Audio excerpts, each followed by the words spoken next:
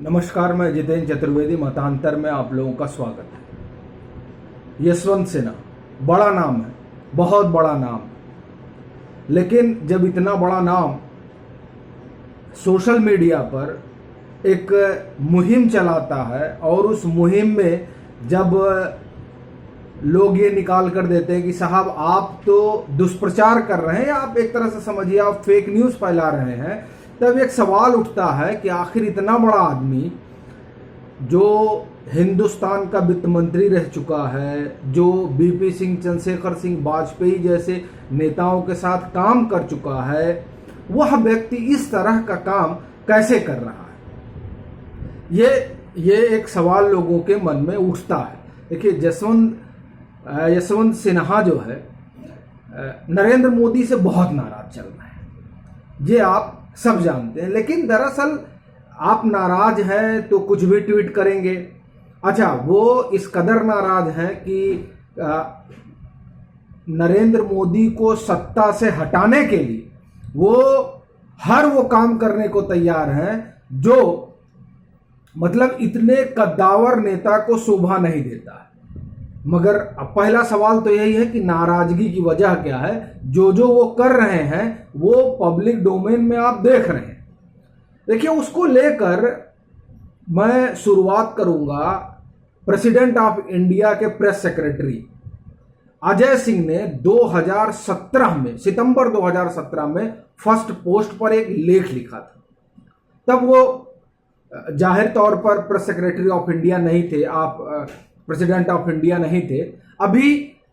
तब वो संपादक हुआ करते थे, मेरा जहां तक ख्याल है, गवर्नेंस नाउ के।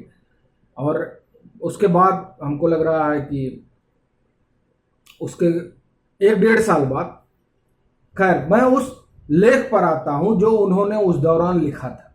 उसमें वो लिखते हैं कि देखिए हुआ क्या कि ब्रिक बना था, ब्रिक बैंक, अगर आपको याद हो। यशवंत सिन्हा चाहते थे कि उसको प्रेसिडेंट बनाया जाए, नहीं बन पाए। ये एक कारण वो देते हैं। बाकी उन्होंने लंबा लेख लिखा, उस पर हम आएंगे। लेकिन इसके अलावा ये भी माना जाता है कि वो चाहते थे, तो जो उनकी एक चाहत थी वो तो पूरी हुई कि उनके बेटे को हजारीबाग से टिकट दिया जाए और जो है उनको मंत्री बनाया जाए। तो टिकट भी दिया गया और मंत्री भी बनाया गया। वो इसलिए भी चूंकि जो लोग उस समय पीएम के साथ खड़े थे, मतलब गोवा में जब तय होना था कि नरेंद्र मोदी ही प्रधानमंत्री पद के उम्मीदवार होंगे, तो उन लोगों में यशवंत सिन्हा भी थे। तो स्वाभाविक तौर पर पीएम इतना तो ख्याल रखते ही हैं।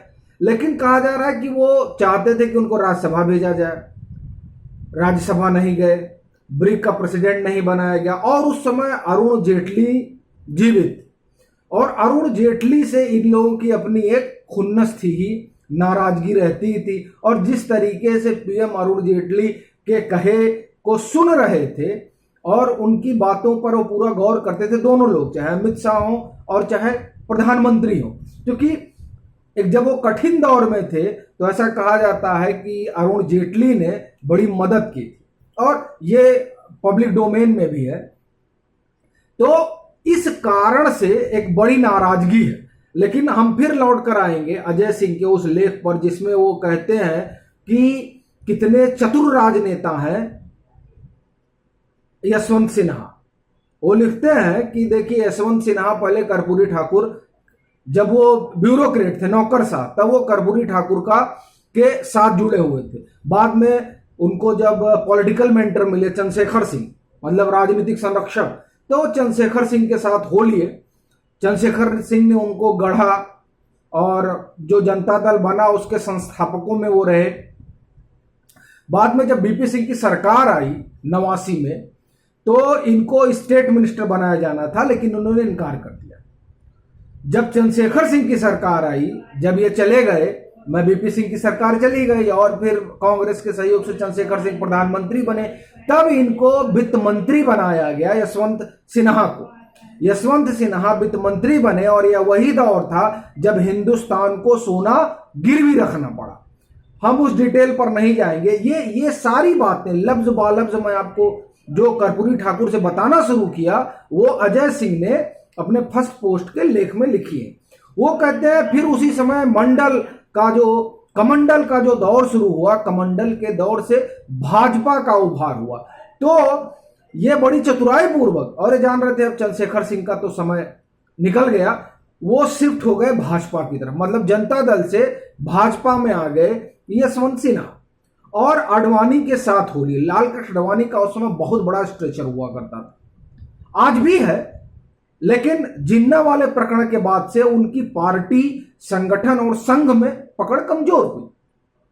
तो वो लाल कृष्ण आडवाणी के साथ हो लिए और आरएसएस और स्वदेशी जागरण मंच में इन्होंने अपनी अच्छी पैठ बनाई।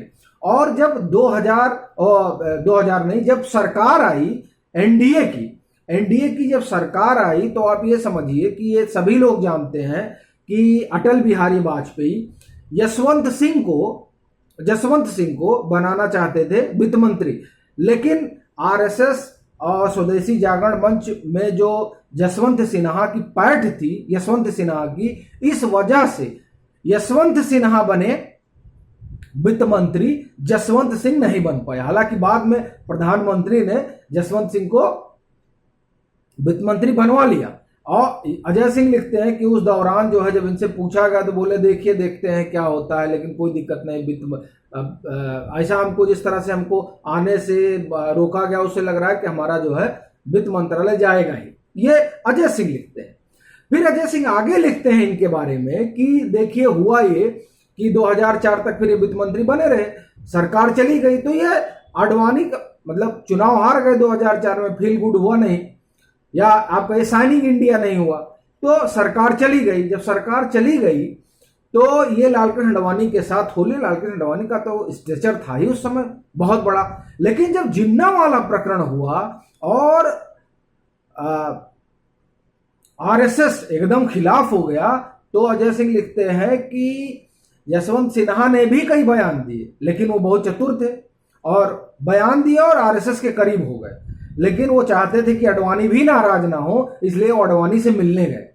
तो आडवाणी ने कहा कि साहब आप हमारे खिलाफ बयानबाजी कर रहे हैं, ऐसे तो बात नहीं बनेगी। तो ये सारी चीजें होती रही और वो कहते हैं कि इस तरीके से जो मतलब वो ये बताना चाह रहे हैं कि देखिए शुरुआत में हमने बताया नाराजगी क्यों हुई, फिर किस तरह के चतुर पॉलिटिशियन जो हैं वो यशवंत सिन्हा है, वो कहते हैं कि जब इन्होंने देखा कि अब चीजें बदल रही हैं और नरेंद्र मोदी को ही आना होगा, और राजनाथ सिंह से इनके बड़े अच्छे संबंध हैं, तो और उस समय राजनाथ सिंह अध्यक्ष भी थे, तो वही तय हुआ कि हम लोग नरेंद्र मोदी का समर्थन करेंगे। और मतलब 2013 में जो गोवा में सम्मेलन हुआ जिसमें लालकृष्ण आडवाणी नहीं आए, तो वहां पर इन लोगों ने समर्थन किया, जिसका वो तमाम इंटरव्यू में कह भी रहे हैं कि हमसे गलती हो गई कि हमने जो है नरेंद्र मोदी का नाम आगे बढ़ाया था। और फिर दरअसल इन्हों बढ़ाया तो वहां राजनाथ सिंह, अरुण जेटली जिन लोग जो थे, तो उसमें जो है यशवंत सिन्हा भी थे, जो बार बार कह रहे हैं कि हमने बढ़ाया, हमने गलती की। लेकिन ये एक आम धारणा है, और जैसा कि मैंने कहा कि अजय सिंह ने लिखा भी है कि ब्रिक का चेयरमैन बनना चाहते थे, जो ब्रिक बैंक बना है, लेकिन चूंकि जेटली से कई लोगों की नाराजगी रही है और ऐसा माना जाता है कि कई चीजें ये है जो जेटली नहीं चाहते थे। लेकिन मैं आपको चलते चलते एक चीज जरूर कहूंगा कि दरअसल हर जगह जेटली का नाम लाना बड़ा आसान होता है और कई बार वो कई लोगों के लिए ढाल भी बने रहे। और मैं ये कहूंगा कि कई बार जो शीर्ष नेतृत्व है वो जेटली के कंधे पर बंदूक रखकर गोली चलाता रहा और उसके शिकार बहुतेरे होते रहे। तो यशवंत सिन्हा का अपना जो है एक ये रहा मलाल, और वो उसकी नाराजगी भी यही है कि हमको देखिए, जब वो उन्होंने कहा कि 75 के बाद किसी को कुछ बनाया नहीं जाएगा, तो यह स्पष्ट हो गया। राज्यसभा भी नहीं जा पाए, मंत्री भी नहीं बन पाए। अब उसमें एक ये कहा जाता है कि जैसे एक ही परिवार को सब दे दिया जाए, तो ब्रिक का चेयरमैन भी नहीं बन पाए, तो एक खासा नाराजगी। फिर आप देखिए उस नाराजगी को लेकर किस तरह से राफेल के अभियान में जो है यशवंत सिन्हा शामिल हो गए। फिर आप देखिए किस तरह से कश्मीर मसले पर नरेंद्र मोदी सरकार को आड़े हाथ लिया था और ये बाकायदे वहां जाकर एक डेलीगेशन गया था जब पत्थरबाजी की वहां खूब घटनाएं हो रही थी, अगर आपको ध्यान हो तो। और वो पेटल गन और ये गन वो गन की जब सारी चीजें चल रही थी और कि वहां स्थिति को कंट्रोल करने के लिए सारे काम हो रहे थे, तब इन्होंने जाकर किस तरीके से पूरा डेलीगेशन गया था। फिर आप देखिए अब जो मतलब जो जिसको ये देखते हैं कि वो नरेंद्र मोदी को पूरी तरह से चुनौती देने की स्थिति में है, उसके साथ हो लेते हैं। हालांकि न जाने क्यों टीएमसी ने राज्यसभा नहीं भेजा, ये समझ में नहीं आ रहा है, लेकिन अब जो भी मसला रहा हो, लेकिन ये माना जाता है कि नाराजगी की असल वजह यही है। हालांकि कुछ लोग ये भी कहते हैं कि झारखंड चाहते थे कि झारखंड का नेतृत्व हमको दिया जाए, वहां मुख्यमंत्री बनाया जाए। वहां के जो एक सांसद हैं उन्होंने इस तरह की बात मीडिया में कुछ साल पहले कही थी।